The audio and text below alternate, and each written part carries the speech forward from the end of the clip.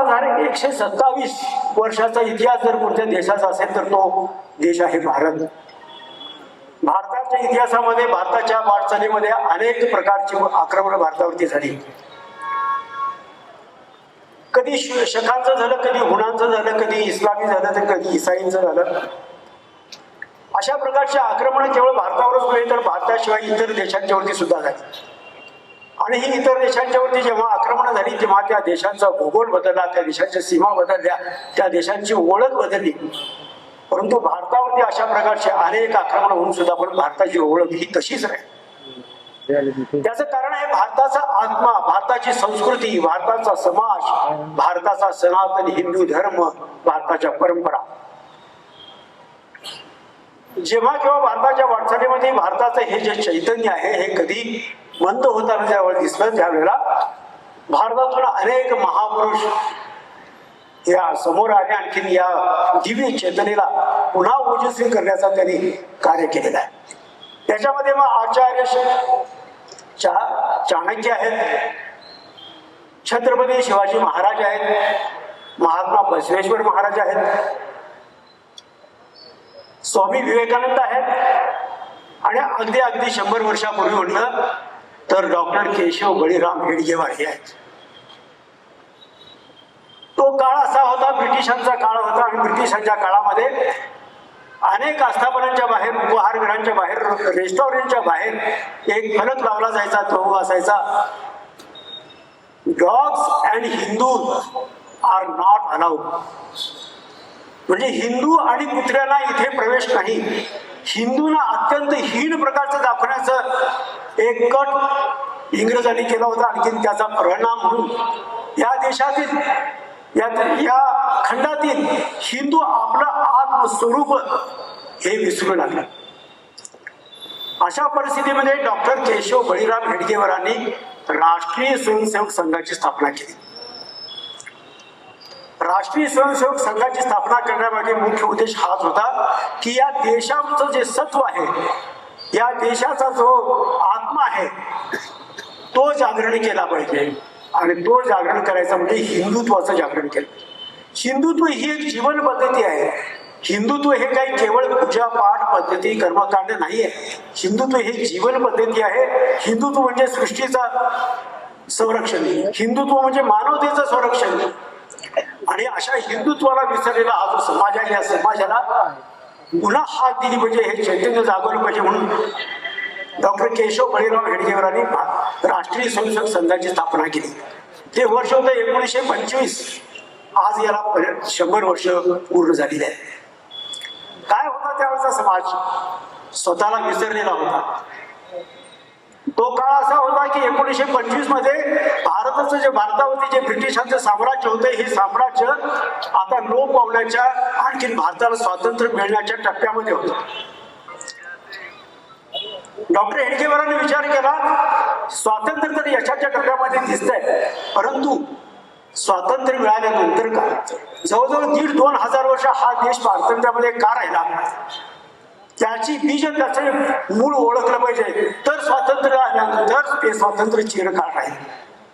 Doctor हेडगेवारांना हे लक्षात आले की वारंवार कालाकालानंतर इथला समाज हा आत्मभान, आत्मसन्मान आणि स्वतःचं सत्व विसरतो. हे सत्व विसरतो जो समाज, हा सत्व सतत जागृत राहायला पाहिजे. तर त्याच्यासाठी एक एक व्यक्ती हा घडवावा लागेल. म्हणून 1925 साली डॉक्टर हेडगेवारांनी राष्ट्रीय स्वयंसेवक संघाची स्थापना केली. राष्ट्रीय स्वयंसेवक संघाची स्थापना करण्यामागे उद्देश हाच होता की या देशातला यावत व्यक्ती हा स्वाभिमानी बनवायचा, देशाभिमानी बनवायचा. जर देशाला, धर्माला आणि या राष्ट्राला जर परमवैभवाला न्यायचं असेल तर व्यक्ती घडवावं लागेल. व्यक्ती घडवण्यासाठी राष्ट्रीय स्वयंसेवक संघाने 1 तासाची शाखा सुरू केली आणि याच्यातून आपल्याला दिसून येतं ते एक दैदिप्यमान काम सुरू राहिलेलं आहे. आज 100 वर्ष झालेली आहेत. एक एक व्यक्तीला संघानं घडवलेला आहे. एका शाळेमध्ये भारताचा नकाशा होता की त्या भारताच्या नकाशाचे काही 4 तुकडे झाले होते. मग हा नकाशा जोडायचा कसा ज्यावेळेला विचार समोर आला त्यावेळेला हा प्रश्न पडला की हे जिथं महाराष्ट्र आहे तिथं महाराष्ट्र राहायला पाहिजे, जिथं तमिळनाडू आहे तिथं तमिळनाडू राहायला पाहिजे. हा नकाशा जुळवायचा कसा? भूगोलाचं चांगलं ज्ञान पाहिजे.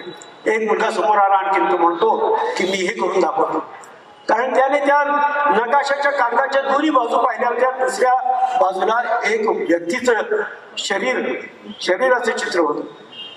त्याने ते तुकडे पालटे केले, आणखी त्या माणसाचे शरीराचे अवयव एक एक एक जोडले. मनुष्य तो जोडला, आणखी त्याच्या पलीकडे आपोआप भारताचा नकाशा सुद्धा आपण आकाराला. म्हणजे व्यक्ती जोडला पाहिजे, व्यक्ती घडवला पाहिजे, हे सूत्र डॉक्टर हेडगेवारांनी लक्षात घेतलं. आणखी एक एक व्यक्तीला घडवण्याचा प्रारंभ केला. चिरा हा घडवावा, कळस कीर्तीचा चढवावा, अज्ञानी तो पडवावा, त्या छायेचे मंदिर ते सत्य शिवाहून सुंदर आहे. एक एक व्यक्ती जर घडवला तर मग सत्य शिवाहून सुंदर अशा प्रकारचा हा देश तयार होईल. डॉक्टर हेडगेवारांनी एक एक व्यक्तीला घडवायला सुरुवात केली. संघाचा एक एक व्यक्ती, संघाचा एक एक कार्यकर्ता, स्वयंसेवक हा असा आहे. संघाची इच्छा ही आज्ञा, संघाची इच्छा ही आज्ञा, अनुशासन हे आम्हा प्यार, आम्ही सेवक संघाचे कोणत्याही कार्यास तयार.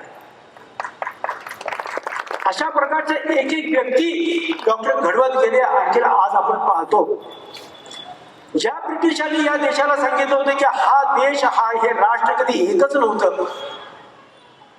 या देशामध्ये अनेक तुकडे होते, या देशामध्ये अनेक टोळ्या होत्या, आणखी हे छोटे छोटे मंडलिक राजे हे स्वतंत्र होते. हे हा देश कधी नव्हता. म्हणजे भारताचं जे विविधता आहे, भारतामध्ये ज्या अनेक भाषा आहेत, भारतामध्ये अनेक प्रांत आहेत, चालीरीती आहेत, हे जे काही विविधता आहे ही विविधता नाही तर ही विभिन्नता आहे.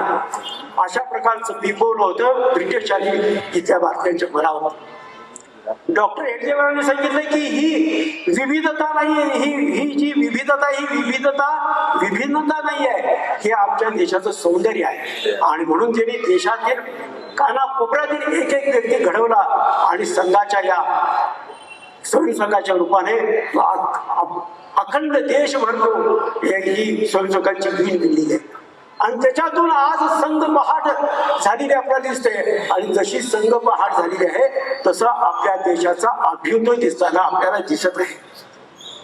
भारताचा जो अभ्युदय आहे आज आपण पाहतो जगातील अनेक देश हे भारताचं नेतृत्व मान्य करतायत, भारताला आपला नेता मानतायत. एका संघ पहाटामुळे हे अभ्युदय भारताच्या वाटचालीला आले.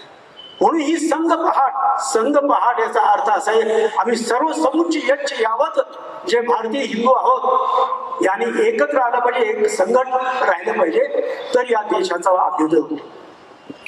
तसं पाहायला गेलं तर आज राष्ट्रीय स्वयंसेवक संघाला 100 वर्ष होऊन गेली, 101 वर्ष सुरू झालं. अनेक संस्थांच्या संघटनांच्या जीवनामध्ये 100 वर्षांचा हा एक महत्वाचा टप्पा असतो.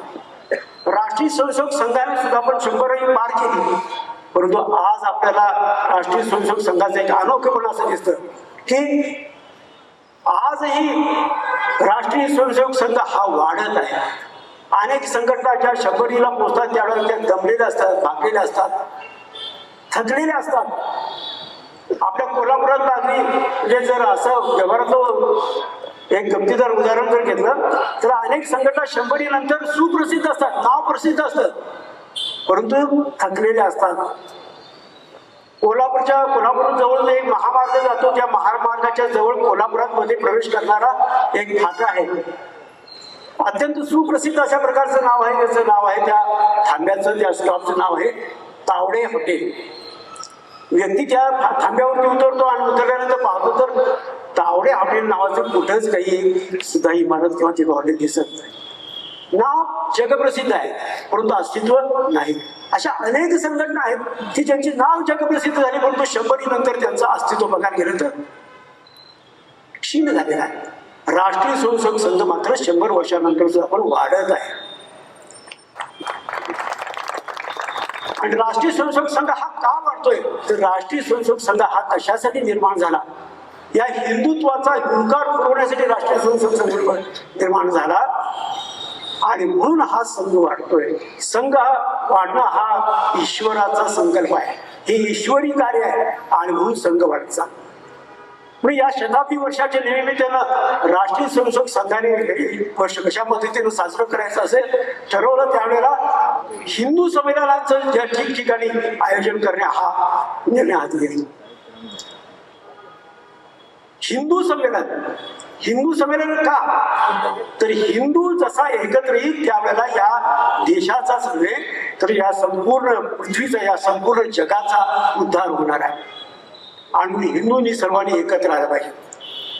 आज तर ती अत्यंत गरजेची गोष्ट आहे. आज आपल्या जगामध्ये अनेक प्रकारची युद्ध छिडताना दिसते आहेत आणि त्याच्यामध्ये भारताची भूमिका काय याच्याकडे सर्वांचे डोळे लागले आहेत. भारतातला हिंदू जेव्हा एकत्र येऊन स्वत्व आपलं ज्यावेळेला प्रकट करतो त्यावेळेला जगातील अनेक समस्यांचं हे निराकरण होणार आहे. म्हणून आज सर्व ठिकाणी देशभरामध्ये हिंदू संमेलनाचं आयोजन सुरू आहे. आणि हे हिंदू संमेलनाचं आयोजन सुरू असताना संघाने आणखीन एक कार्यक्रम सर्वांच्यासाठी दिला आणि तो म्हणजे 5 सूत्राच्या द्वारे संपूर्ण समाजाचं संघटन व्हावं. संपूर्ण समाजाने हे 5 सूत्र अंगीकारले. राष्ट्रीय स्वयंसेवक संघाच्या प्रत्येक कार्यकर्त्याने आणि स्वयंसेवकाने ही सूत्र अंगीकारत या देशाचा अभिवृद्धी करावा. ही 5 सूत्र ज्याच्यात पहिलं सूत्र आहे समरसता. सामाजिक समरसता. या देशामध्ये जी विविधता आहे, अनेक जाती आहेत, अनेक पंथ आहेत, अनेक उपासना आहेत, हे वैविध्य आमचं वैभव आहे, ही आमची भिन्नता नाही आहे. तर या सर्व पंथांना, या सर्व जातींनी एक रस होऊन पुढे चालले म्हणून सामाजिक समरसतेचं सूत्र दिलेलं आहे. स्वदेश, स्वभाषा, स्वबोध, स्वदेशीचा हुंकार हा जागला पाहिजे. आपला आत्मसन्मान, आपला हुंकार जागा झाला पाहिजे म्हणून स्वदेशीचं सूत्र दिलंय. 3रं सूत्र दिलेलं आहे कुटुंब प्रबोधन. कुटुंब हे या देशाची एक मोठी ताकद आहे, शक्ती आहे. म्हणून जर हजारो वर्ष हा देश एकत्र राहिला त्याची मुख्य ताकद आहे कुटुंब रचना. हे कुटुंब एक संघ राहिलं पाहिजे आणि आपल्या संस्कृतीच्या बरोबर चाललं पाहिजे. कुटुंब प्रबोधनाचं 3रं सूत्र दिलं. 4थं सूत्र दिलं पर्यावरण सुरक्षा. पर्यावरणाचा ऱ्हास होताना दिसतोय, या पर्यावरणाची रक्षा करणं गरजेचं आहे. आणि 5वं सूत्र दिलं नागरिक कर्तव्य. हा देश ज्या संविधानावरती चालतो, हा देश ज्या कायद्यावरती चालतो, हा देश ज्या नियमांच्या वरती चालतो, त्या नियम, कानून, कायदे आणि संविधानाचं पालन करणं हे नागरिकाचं आद्य कर्तव्य आहे. प्रत्येकाने ते कर्तव्य बजावलं म्हणजे अगदी एखाद्या रस्त्यावरती जर सिग्नल असेल तर तो सिग्नल सुद्धा पालन करणं हे नागरिक कर्तव्य प्रत्येक स्वयंसेवक कार्यकर्त्यांनी आणि जनतेने पालन करावं. अशा प्रकारची 5 सूत्र राष्ट्रीय स्वयंसेवक संघाने या निमित्ताने आपल्याकडे दिली आणि या सूत्रातून, या सूत्राचा पुरस्कार करून भारताचा अभ्युदय व्हावा अशा प्रकारची एक अपेक्षा व्यक्त केली आहे. आम्ही विराट हिंदू समाजाचे एक अंश आहोत. विराट सागर समाज आपला हम सब उसके बिंदू है. संस्कृती संघ की एक चिरंतन खून रगों में हिंदू आहे. आणि म्हणून या हिंदुत्वाचा जागर करण्यासाठी आज इथे आपण हे हिंदू संमेलन आयोजित केलेलं आहे. प्रास्ताविकाच्या निमित्ताने इतकं बोलायचं असं मला वाटतं. खरं तर सनातन हिंदू जीवनसृष्टीमध्ये सर्वात समाजाचा लहान एकक म्हणून आपण कुटुंब व्यवस्थेकडे पाहतो. आणि या कुटुंब व्यवस्थेमध्ये अर्थात कुटुंबाची धुरी म्हणून स्त्रीचा उल्लेख केला जातो. जसं मानवाच्या शरीरामध्ये किंवा मानवाच्या शरीराच्या सांगाड्यामध्ये कण्याला महत्व असतं, तसं कुटुंबामध्ये स्त्रियांना महत्व असतं. पण आज झालंय असं की आम्ही स्त्रियाच आपल्या क्षमतांना विसरत चाललेलो आहोत. खरं तर स्त्रीला मनात आणलं तर ती सर्व काही करू शकते, ती घडवूही शकते आणि बिघडवू सुद्धा शकते. पण या स्त्रियांनी हे मनावर घेतलं पाहिजे, आपल्या क्षमतांचा पूर्ण वापर केला पाहिजे. गर्भावस्थेपासून ते पुरुष अगदी वृद्ध होऊन अंतिम समयापर्यंत त्याच्यावर संस्कार करण्याचं काम माता पिता करत असतात. खरं तर याच्यामध्ये मातेची भूमिका खूप महत्वाची असते आणि मोठी असते. पण पण दुर्दैवानं आज होतंय असं की भारतीय तत्वज्ञान आपल्याला सांगतं की नारी आणि पुरुष, स्त्री आणि पुरुष हे परस्पर पूरक आहे, पण आपल्याकडे आपण त्याला परस्पर विरोधक मानत आलेलो आहोत। खरं तर आपली संकल्पना आहे अर्धनारीश्वराची। संत श्रेष्ठ ज्ञानोबा माऊली म्हणतात, अर्ध नारी नटेश्वरी, तेची पुरुष तेची नारी, तेवी मी चराचरी माता ही होय। अर्थात स्त्री आणि पुरुष ही एकाच रथाची दोन चाकं आहेत। शिव आणि शक्ती, प्रकृती आणि पुरुष यांच्या ऐक्या वाचून सृष्टीची निर्मिती अपूर्ण आहे। पण तरीही आपण आज आपल्याला दुय्यम स्थान देत आलेलो आहोत। याच्यासाठी जबाबदार दुसरं कोणी नाहीये तर आपण स्त्रियाच आहोत।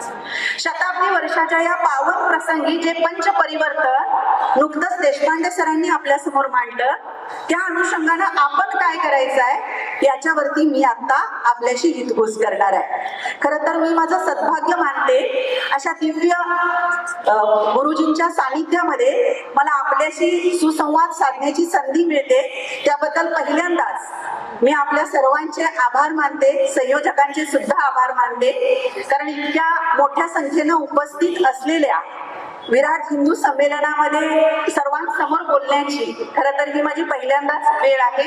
कारण महाविद्यालयीन जीवनामध्ये अनेक विद्यार्थी आम्ही घडवले, त्यांच्याशी बोललो, पण अशा विविध समाजाच्या स्तरातून आलेल्या लोकांसमोर आपलं मत मांडण्याचा हा माझा पहिला प्रयत्न आहे। आताच देशपांडे सरांनी सांगितलं पंचपरिवर्तनामध्ये स्वदेशी भावना। आता स्वदेश म्हणजे काय तर स्वतः सोबत असणाऱ्या काही गोष्टी, स्वदेश, माझा देश। त्याचबरोबर स्वदेश म्हणजे ही कुठली वस्तू नाही तर ती आपल्या जीवनाची एक शैली आहे, आपल्या संस्काराचा एक भाग आहे। मग आपण सर्वांनी काय केलं पाहिजे तर स्वभाषेचा आग्रह धरला पाहिजे। याचा अर्थ असा नाही की अन्य भाषांना आपण शिकायचं नाही, अन्य भाषा सर्वांचा आपण अध्ययन करायचं, पण आपल्या भाषेचा आपण नेहमी सन्मान करायचा। कारण काय आहे माहितीये का, स्वतःच्या आईचा सन्मान आपल्याला जर करता आला तर आपण मावशीचा सुद्धा सन्मान करू शकतो। आपण हल्ली करतोय काय, स्वतःच्या आईला लाथाडतो आणि शेजारणीचा सन्मान करतो, असं चालणार नाही। पहिल्यांदा आपल्या मातृभाषेचा सन्मान करायला पाहिजे, राष्ट्रभाषेचा सन्मान केला पाहिजे आणि मग आंतरराष्ट्रीय भाषा सुद्धा आपल्याला शिकता आली पाहिजे, शिकलं पाहिजे। त्यानंतर सगळ्यात महत्वाचं म्हणजे आपल्या भारतीय वेशभूषा। बघा, आज आपण टिपटॉप राहायच्या नादामध्ये टापटीप राहणं विसरत चाललेलो आहोत। अगदी न कळत्या आपल्या लहान लेकरांना आपण वेगवेगळे कपडे परिधान करायला लावतो आणि मोठं झाल्यानंतर ज्या वेळेला तीच लेकरं तेच कपडे घालतात त्यावेळेला आपणच त्यांना नावं ठेवतो, पण खरी सवय त्यांना आपणच लावतो, बरोबर ना? मग आपणच पहिल्यापासून जर भारतीय वेशभूषेचा आग्रह धरला तर त्या मुलांच्यावर तेच संस्कार होतील। बघा, यावेळेला मला आवर्जून आठवण होते ते आपल्या भारताच्या माजी राष्ट्रपती महामहिम प्रतिभाताई पाटील, त्या राष्ट्रपती पदावर पोहोचल्या पण त्यांच्या डोक्यावरचा पदर खांद्यावर आला नाही। मी असं म्हणत नाही की आपण नऊवारी नेसली पाहिजे, परिवर्तन संसार का नियम है, बदललं पाहिजे, पण त्यामध्ये आपलं अंग पूर्ण झाकलं जाईल याची आपण काळजी घेतली पाहिजे सर्वांनीच। आज आपण पाश्चात्यांच्या अंधानुकरणामुळे नको ते कपडे परिधान करतो आणि मग समाजाच्या नको त्या वाईट नजरांना आपल्याला सामोरं जावं लागतं। मग हे संस्कार माता पिता म्हणून आपण आपल्या मुलांच्यावर केले पाहिजे।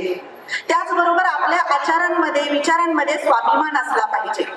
आपण जे करतो ते स्वाभिमानानं केलं पाहिजे, आत्मसन्मानानं आपण जगलं पाहिजे। घरातील जे सण उत्सव आपण साजरे करतो ते आपले सगळे सण उत्सव हिंदू पद्धतीनं आपण साजरे केले पाहिजे।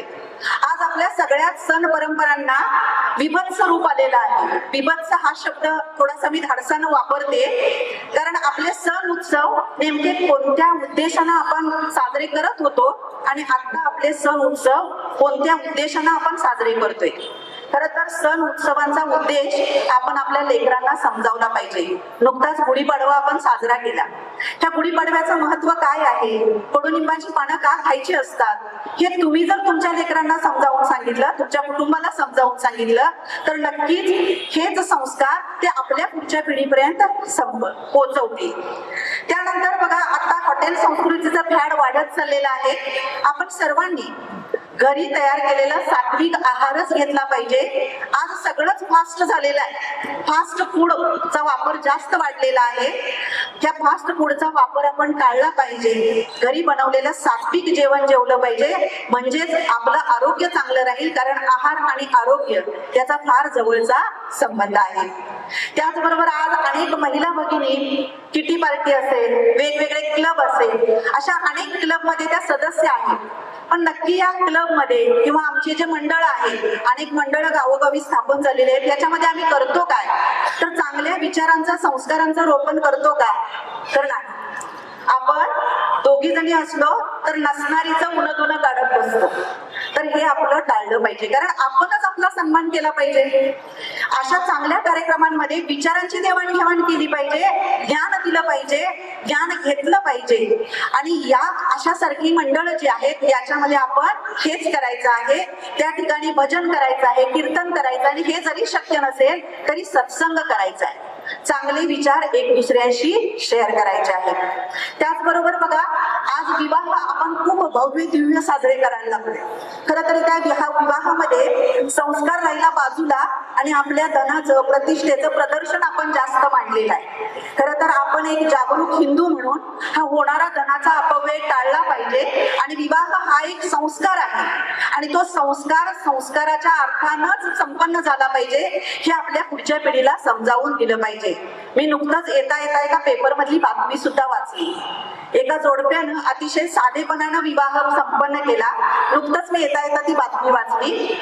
आणि झालेला जो खर्च आहे, म्हणजे जो पैसे शिल्लक राहिले, त्याच्यामधून त्यांनी गोरगरिबांची मदत केली. बघा, गोरगरिबांची मदत करणं जरी शक्य नसेल तर तोच पैसा, तेच धन आपण आपल्या पुढच्या आयुष्यासाठी वापरू शकतो.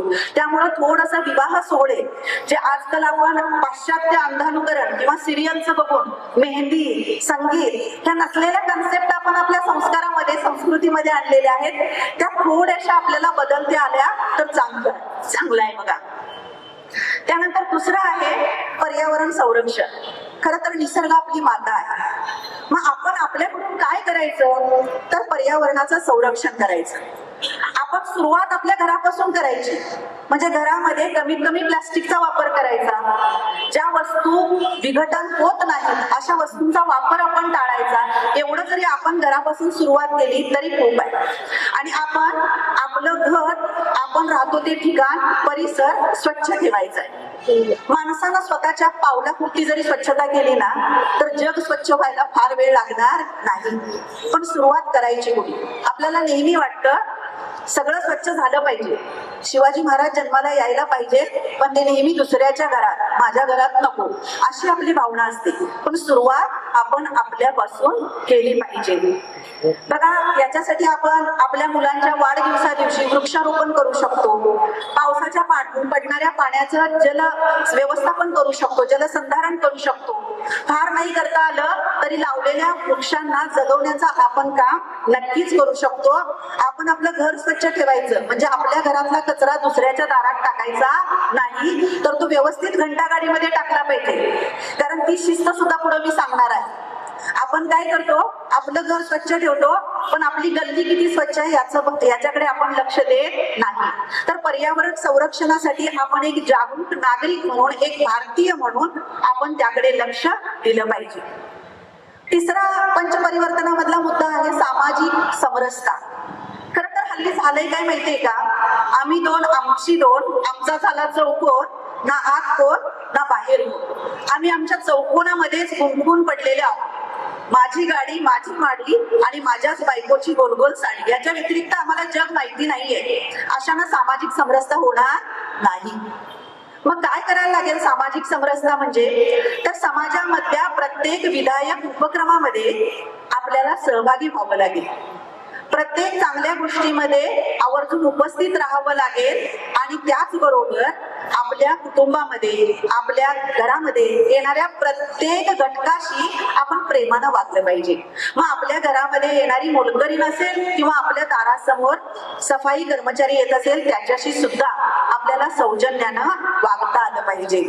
कारण आज मान सन्मान मिळवण्याच्या नादामध्ये आपण माणुसकी विसरत चाललेलो आहोत. खरं तर मान दिल्यानं मान वाढतो, पण आपण हे विसरत चाललेलो आहोत. त्यामुळं आपण घरातल्या प्रत्येकाचा मान सन्मान ठेवायचा, पण भले चतुर्थ वर्गातला कर्मचारी जरी असेल तरी त्याचा सुद्धा आपण सन्मान करायचा. एका शाळेमधील मुख्याध्यापकांनी आपल्या घरी ना सत्यनारायणाची पूजा ठेवलेली होती आणि पूजेला बसण्यापूर्वी स्वामींनी सांगितलं की वडीलधाऱ्यांना नमस्कार करा आणि त्यांचा आशीर्वाद घ्या, मग आपण पूजा सुरू करूया. आता मुख्याध्यापक उठले, ते पण वयस्क होते आणि त्याच मुख्याध्यापकांच्या घरी काम करण्यासाठी त्यांच्या शाळेतले शिपाई आलेले होते, जे वयानं मुख्याध्यापकांच्या पेक्षा सुद्धा मोठे होते. मुख्याध्यापक सरांनी बघितलं, आजूबाजूला त्यांच्यापेक्षा वयस्क कोणीच दिसलं नाही. त्यांनी जाऊन शिपायांना नमस्कार केला. शिपाई काकांना गहिवरून आलं. ते म्हणाले, अहो असं काय करता, तुम्ही मुख्याध्यापक आहात. त्यावेळेला मुख्याध्यापक सरांनी सांगितलं, मी मुख्याध्यापक आहे शाळेमध्ये. आज तुम्ही माझ्या कुटुंबामध्ये वडीलधारी व्यक्ती म्हणून उपस्थित आहात, मला तुमच्या आशीर्वादाची गरज आहे. म्हणजे बघा, तो कोणत्या दर्जाचं काम करतो, त्याचा आर्थिक स्थिती काय आहे, त्याची जात कुठली आहे, त्याचा वर्ग कुठला आहे, याचा विचार न करता आपण सर्वांशी सन्मानानं प्रेमानं वागलं पाहिजे. एखाद्या श्रीमंत महिलेच्या घरी लग्न असेल तर तिच्या घरी काम करणाऱ्या मोलकरणीला सुद्धा तितक्याच मान सन्मानानं तिला आहेर देता आलं पाहिजे. तिला आपल्या सोबत बसवून पंक्तीला बसवून भोजन दिलं पाहिजे. ही खऱ्या अर्थानं सामाजिक समरसता आहे. त्यानंतर येते बघा शिस्त. खरं तर आपण एक सुजाण नागरिक म्हणून सर्व नियमांचं पालन केलं पाहिजे. कर, आपले जे वेगवेगळे सामाजिक दायित्व आहेत त्याची वेळेवर पूर्तता करणं हा सुद्धा राष्ट्रधर्म आहे, ही सुद्धा देशसेवा आहे. म्हणजे तुमचा घरफाळा असेल, पाणीपट्टी असेल, हे वेळेत तुम्ही भरलं पाहिजे. कारण त्याच्यानंतर आपल्याला पुढच्या सगळी गोष्टी म्हणजे पुढचे सगळे विकासाची कामं होणार आहेत. त्याचबरोबर तुम्ही नियमांचं पालन केलं पाहिजे. रस्त्यावर लाल लाईट लागला तरी सुद्धा आपल्याला अजिबात वेळ नसतो, तर हे आपण टाळलं पाहिजे. छोट्या छोट्या गोष्टी असतात, पण या गोष्टींचं पालन आपण केलं पाहिजे. खरं तर आपण सर्वजण घाईत असतो, पण आपण वेळेवर कधीच कुठे पोहोचत नाही. ही खरी आपली शोकांतिका आहे. अनेक ठिकाणी कार्यक्रमामध्ये गेलं, इतका वेळ झाला तर लोक सहज म्हणतात हिंदुस्तान टाइमिंग, इंडिया टाइम आहे. म्हणजे बघा, आपणच आपली बेशिस्त किती सन्मानानं दुसऱ्याला सांगतो. खरं तर हे आपण टाळलं पाहिजे. वेळेचं बंधन पाळलं पाहिजे. सर्व नियम, कायदे, कानून, संविधानानं घालून दिलेले सर्व अधिकार, हक्क, कर्तव्य सगळं बजावलं पाहिजे, पण नियमांच्या काटेकोरपणे नियमांच्या मध्ये बांधील राहू. त्याच्यानंतर महत्वाचा मुद्दा येतो तो म्हणजे कुटुंब. मी पहिल्यांदाच म्हटलं बघा की आपल्या भारतीय तत्वज्ञानामध्ये किंवा भारतीय संस्कृतीमध्ये कुटुंब हा महत्वाचा घटक आहे. संबंध जगामध्ये आपल्या भारतीय संस्कृतीकडे संबंध जग जर का बघत असेल तर ती म्हणजे आपली कुटुंब व्यवस्था. आता या कुटुंब व्यवस्था आणि ही कुटुंब टिकवून ठेवण्यासाठी आपली काय जबाबदारी आहे? माता पिता म्हणून, आपण एक चांगला नागरिक म्हणून, तर आपण संपूर्ण कुटुंबानं आठवड्यातून निदान एक वेळा तरी एकत्र बसून जेवलं पाहिजे. आज टीव्हीच्या मोबाईलच्या जमान्यामध्ये एकत्र बसून जेवणं आपण विसरत चाललेलो आहोत, बरोबर ना? आपण टीव्ही समोर बसून जेवतो आणि मग टीव्ही मध्ये चालू असलेले सगळे हाणामारीचे प्रसंग, त्याचेच संस्कार ते आपल्या अन्नावर होतात आणि तेच आपण ग्रहण करतो. बघा, जे पेरणार तेच उगवणार आहे. उगच म्हटलं जात नाही, शुद्ध बीजापोटी फळे रसाळ कोमटी. तुम्ही जे घेता तेच उगणार आहे. त्यामुळं आपण अन्न सेवन करत असताना सुद्धा अशा प्रकारचे दूरदर्शन किंवा मोबाईलचा वापर टाळला पाहिजे आणि कुटुंबातल्या सर्व सदस्यांनी एकत्र बसून आनंदानं भोजन घेतलं पाहिजे, संवाद केला पाहिजे, एकमेकांच्या अडचणी जाणून घेतल्या पाहिजे. त्याचबरोबर बघा, आपण मुलांच्या चांगलं व्हावं, मुलांचं भलं व्हावं यासाठी अनेक व्रत वैकल्याने उपवास करतो ना. काही जण तरी निर्जल उपवास करतात, पाणी सुद्धा घेत नाही. तसेच खरं तर आता डिजिटल उपवास करण्याची गरज आहे. म्हणजे बघा, मुलांच्यावर चांगले संस्कार जर करण्याची खरंच गरज असेल तर त्याच्यासाठी पहिल्यांदा आपण माता पिता म्हणून स्वतः मोबाईल पासून, डिजिटल व्यसनांपासून दूर राहायला पाहिजे. खरं तर मोबाईल आपल्यासाठी चांगलाच असतो. कधीपर्यंत? जोपर्यंत तो आपल्याला चांगली माहिती देतो तोपर्यंत. या मोबाईलचं किंवा डिजिटलचं जर उदाहरणच द्यायचं झालं तर ते माचीस सारखं आहे. आग पेटीसारखं. आग पेटीनं एखादा दिवा सुद्धा उजळवता येतो, अंधारामध्ये प्रकाश सुद्धा करता येतो, पण त्याच आग पेटीनं एखाद्याचं घरही जाळता येतं, एखाद्याला जिवंतपणी जाळताही येतं. आता याच्यासाठी आपण आग पेटीला दोषी धरायचं का? अजिबात नाही. तर त्या आग पेटीचा वापर कोणते हात करतात, ते हात त्याच्यासाठी जबाबदार आहेत. आणि म्हणून मोबाईल, डिजिटल साधनं, तंत्रज्ञान सगळं चांगलंच आहे, पण त्याचा वापर आपण अतिशय काळजीपूर्वक केला पाहिजे. त्याचबरोबर घरामधल्या थोरा मोठ्यांचा सन्मान केला पाहिजे. इथं अनेक ज्येष्ठ मंडळी उपस्थित आहेत, इथं आमचे काका सुद्धा उपस्थित आहेत. खरं तर आपण आपल्या घरातील वृद्धांशी सन्मानानं वागलं पाहिजे. मी अभिमानानं सांगते, मी माझी PhD वृद्धांच्या जीवनावरतीच केलेली आहे. आणि त्यावेळी अनेक वृद्धांना भेटता आलं, त्यांच्या समस्या जाणून घेता आल्या, आणि मग माझ्या लक्षात आलं की वृद्धांना ताटभर जेवणाची गरज नाहीये, तर त्यांना 2 प्रेमाच्या घासाची गरज आहे, आणि ते आपण दिलं पाहिजे. त्यांच्या अंगावरून कधीतरी प्रेमाचा, स्पर्शाचा आपण हात फिरवला पाहिजे. त्यांना दुसरं काही नको असतं. त्यांच्याशी कधीतरी आपण संवाद साधला पाहिजे, त्यांच्याजवळ बसलं पाहिजे, त्यांची विचारपूस केली पाहिजे, ह्या ज्येष्ठांना मान सन्मान दिला पाहिजे. भले तुम्ही तुमच्या मनानं काही करा, पण एकदा जर त्यांना विचारला ना, तर त्यांना खूप आनंद होतो. म्हणजे त्यांना असं वाटायला लागतं की अजूनही आपण टाकाऊ झालेलो नाहीये. माणसाला खरं कधी वाईट वाटतं माहितीये का? की आपल्या वाचून कुणाचं काहीही अडत नाही, त्यावेळे ही वेळ ज्या वेळेला माणसाला हे ज्या वेळेला समजतं, त्यावेळेला त्याला सगळ्यात जास्त वाईट वाटतं. मग ही वेळच आपण त्या वृद्धांवर आणू द्यायची नाही. कोणतीही गोष्ट त्यांना विचारा, कारण वृद्ध म्हणजे संस्काराचं खरं विद्यापीठ असतं. खेडेगावामध्ये जर तुम्ही गेला तर वृद्ध म्हणजे त्यांच्या घरामधलं विद्यापीठ असतं. त्यांच्या लेकरांना ते सांभाळतात, चांगले संस्कार करतात. कुठल्याही संस्कार वर्गाला लेकरांना घालायची गरज नसते. पण आज दुर्दैवानं आपल्या देशामध्ये, ज्या देशामध्ये आपण मातृदेवो भव, पितृदेवो भव म्हणतो, त्याच देशामध्ये वृद्धाश्रमांची संख्या वाढत चाललेली आहे. ही खरी शोकांतिका आहे, आणि हे आपण टाळलं पाहिजे. त्याच्यानंतर आहे बघा, घरामध्ये आपल्याकडे अनेक वेळा पाहुणे येतात. अतिथी देवो भव ही आपली संस्कृती. आलेल्या पाहुण्यांचा आपण मान सन्मान केला पाहिजे. पण दुर्दैवानं आज चित्रपट निघायला लागले, अतिथी तुम कब जाओगे, म्हणजे पाहुणे येऊ नयेत असं वाटायला लागलं.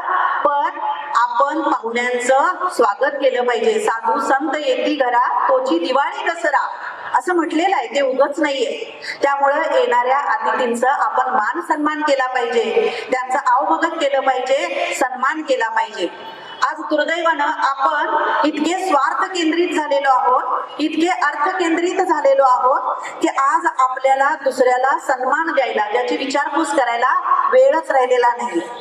बघा, या म्हटल्यावर जीभ काही झडत नाही, या म्हटल्यावर जीभ काही झडत नाही, आणि बसा म्हटल्यावर जमीन काही झिजत नाही. पण आम्ही हलकट माणसं आज हेच करत नाही, आणि हे आपल्याला बदलायचं आहे. हेच पंचपरिवर्तन आहे. त्याच्यानंतर आहे बघा, आपण आपल्या मुलांच्यावर चांगले संस्कार करायचे आहे. बघा, गर्भधारणेपासून ते जन्माला येईपर्यंत त्या लेकरावरती संस्कार सगळ्यात जास्त जर कोण करत असेल तर ती आई करते. आणि म्हणून आईची ही खूप मोठी जबाबदारी आहे की तिनं आपल्या मुलांच्यावर हे चांगले सगळे संस्कार केले पाहिजेत. हिंदू धर्म काय आहे, आपली संस्कृती काय आहे, आपण काय केलं पाहिजे, कसं वागलं पाहिजे, हे आपण सांगितलं पाहिजे. आज आपल्या समाजामध्ये आपण मुलींच्यावर बंधनं घालतो. यावेळेस तू घरात ये, साक्षात घरात आलं पाहिजे, असंच बस, असेच कपडे घाल, असंच करायला पाहिजे. पण या मुलींना संस्कार करत असताना आपण मुलांना संस्कार करायचं विसरत चाललेलो आहे. खरं तर प्रत्येक आईनं आपल्या मुलांना हे संस्कार केले पाहिजे की बाळा रे, तुझ्यामुळं कुणाच्याही जीवनामध्ये दुःख येणार नाही याची तू काळजी घे. कुणाच्याही जीवनामध्ये किंवा कुणालाही तुझा त्रास होणार नाही याची तू काळजी घे.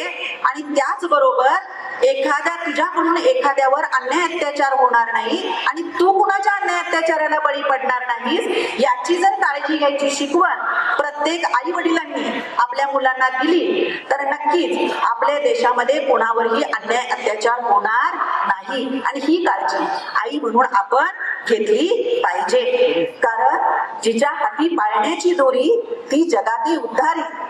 आई काय असते हो, ती क्षणाची पत्नी असते आणि अनंत काळाची माता असते.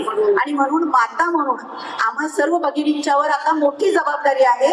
हा बदल घडवून यायचा असेल, बलशाली भारत जर उद्याचा घडवायचा असेल, तर आपल्याला आपल्या क्षमतांना ओळखावं लागेल. आपल्यामध्ये खूप ताकद आहे. अगदी प्राचीन काळापासून अनेक महिलांनी आपली ही ताकद समाजाला दाखवलेली आहे बघा. गार्गी असेल, मैत्रेयी असेल, लोकमुद्रा असेल, अशा अनेक ब्रह्मवादिनी स्त्रिया आपल्या याच भारत भूमीमध्ये घडून गेलेल्या आहेत. मग आपण का रडायचं? बघा, आपल्याला माहिती असणारी मी थोडी उदाहरणं देते आणि मग माझ्या वक्तव्याला पूर्णविराम देते. बघा, यमाला सुद्धा जिंकून आपल्या पतीचे प्राण परत आणणारी सती सावित्री आणि तिचं बुद्धी चातुर्य आपल्या सर्वांनाच माहिती आहे. बघा, ती सती सावित्री सुद्धा आपल्याच देशातली होती. त्याचबरोबर स्वतः डोळस असून सुद्धा आपला पती आंधळा आहे म्हणून आयुष्यभर डोळ्यावर पट्टी बांधून जगणारी गांधारी माता, तिचा त्याग किती मोठा आहे. त्याचबरोबर ब्रह्मा विष्णू महेशाला आपल्या तप सामर्थ्यानं लहान बाळ करणारी सती अनुसया सुद्धा याच भूमीत घडली.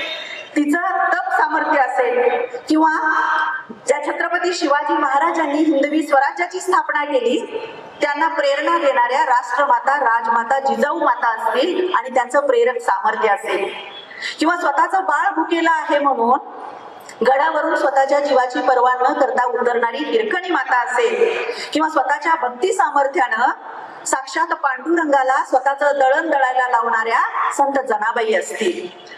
वयाच्या अवघ्या 23व्या वर्षी इंग्रजांना सळो की पळो करून सोडणाऱ्या झाशीची राणी लक्ष्मीबाई असतील, किंवा स्वातंत्र्य संग्रामामध्ये आपल्या प्राणांची आहुती देणाऱ्या आमच्या कित्येक भगिनी असतील. या सगळ्यांच्याकडे जे सामर्थ्य होतं तेच आता तुमच्या माझ्यामध्ये सुद्धा आहे. फक्त गरज आहे ते जाग करण्याची. कारण आपलं झालंय कसं माहितीये का, तुझं आहे तुझं पाशी परी तू जागा चुकलाशी. आपलं जे चुकतं त्याच्यासाठी आपण नेहमी दुसऱ्यांच्याकडे बोट दाखवतो, पण असं करून चालणार नाही. दुसऱ्यांच्याकडे बोट दाखवताना एक बोट दुसऱ्यांच्याकडे असतं, पण बाकीची राहिलेली 4 बोट मात्र आपल्याकडे असतात. त्यामुळं महिला भगिनींनो आणि सर्व बांधवांना माझी विनंती आहे, आपण आपल्या क्षमतांचा पूर्ण वापर केला पाहिजे. आपण चांगले संस्कार आपल्या कुटुंबावर, आपल्या लेकरांच्यावर केले पाहिजे. आज या प्रसंगी खरं तर मला इथं बोलायची संधी दिली. मला थोडंसं खरं तर दडपण आलेलं होतं, कारण खूप महान लोकांच्या सानिध्यामध्ये मी माझे विचार आपल्या समोर व्यक्त करण्याचं धाडस केलं. ह्याच्यामध्ये ज्या चुका झाल्या असतील त्या माझ्या वैयक्तिक आहेत, पण जे चांगलं बोलले ते व्यासपीठावर असलेल्या गुरुजनांच्या सानिध्यामुळे मी बोलू शकले. पुन्हा एकदा तुम्हा सर्वांनाच मी धन्यवाद देते. शांत चित्तानं माझे विचार आपण ऐकून घेतले. पुन्हा एकदा तुमच्यामध्ये असणाऱ्या शक्तीला जागृत करा आणि आपलं हे हिंदू राष्ट्र संस्कार संपन्न तयार व्हावं, बलशाली व्हावं, यासाठी आपण सर्वांनी एकजुटीनं प्रयत्न करूया. पुन्हा एकदा आपणा सर्वांना धन्यवाद. जय हिंद, भारत माता की जय.